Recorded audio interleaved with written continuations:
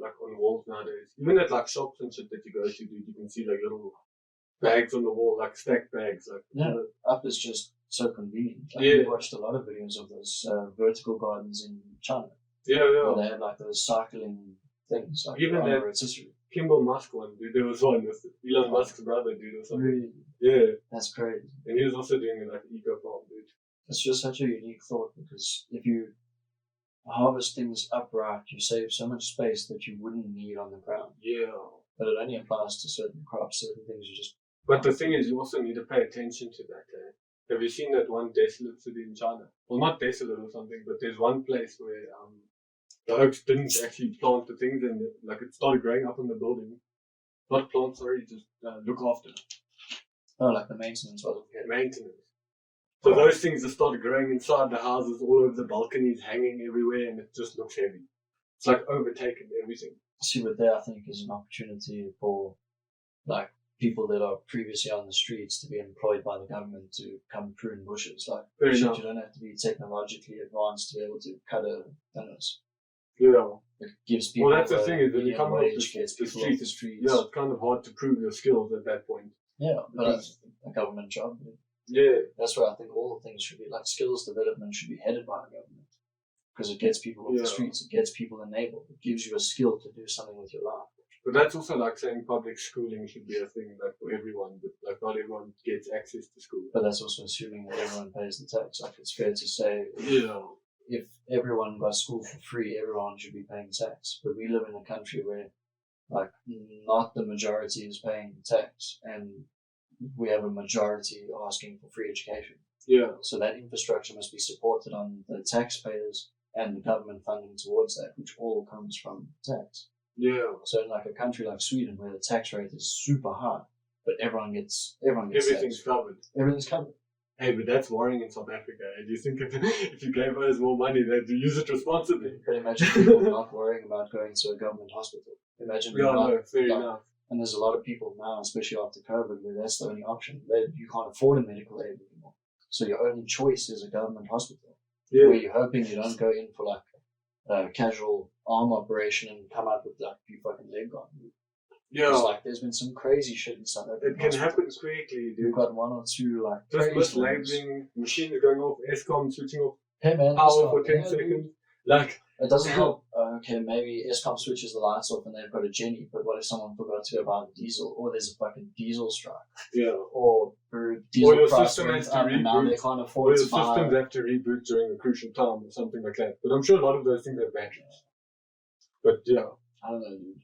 I'm no doctor, but I can tell you that some crazy shit goes down in our public hospitals, and I'm fortunate enough to never have had to go to one. Yeah. But I'm also in a current predicament where I don't have a medical aid. Yeah. But should I be injured or physically disabled by something, that's my only choice. I have to rely on my government. Otherwise, the alternative is I'm putting my family and people that care for me in huge financial debt to try and pay for me to go to private care and attention that otherwise I would have been able to afford on a medical aid. Yeah. It's such a wild thing to even conceptualize. It is, dude. Especially because like medical procedures and things like that are so expensive. Even 500 rand, go see a guy that tells you to go put some fucking shit on your arm. Like, you got the sniffles but he's a professional. Yeah. But I mean, who else do you go to? But the communal quack. Like, who do you go? You can't go to like back in the day where they had some Gormas and like tribesmen, people that were like shamans. Shamans even. Well, because there is still some Gormas and things plenty. Yeah, but then it's probably like one of those Benoni town, like, you see on a flyer sort of thing. No. I'm pretty sure there is people who do it professionally, and then some people who just say they might be like heritage. Like, that's what I mean. Yeah. That's like the casual use of the word. Yeah. So then I guess more shaman, I guess. Yeah. So, no, but like it still exists as a thing. Like it's like traditional medicine or homeopathics. Yeah. Yeah. Even if that's against the conventional norm, where someone would be like, "That's a quack," but we're looking at a. But you're looking at a guy who's selling shit in the tube that comes from who knows what. Like COVID was the first time that people started thinking about where these things started coming from, and then they were like, and we're still I just take these things, trying to redefine what we understand. Like, we don't even currently know what is going on, and now we're trying to battle something that's happening to us as like mortals. Yeah. It's quite a weird thing, dude. But also, life is a huge thing for humans. Like, people will try anything to stay alive often.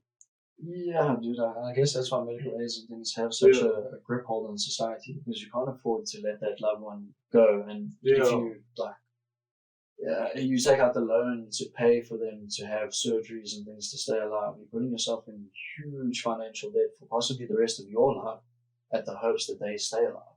Because that person could still drop dead, dude.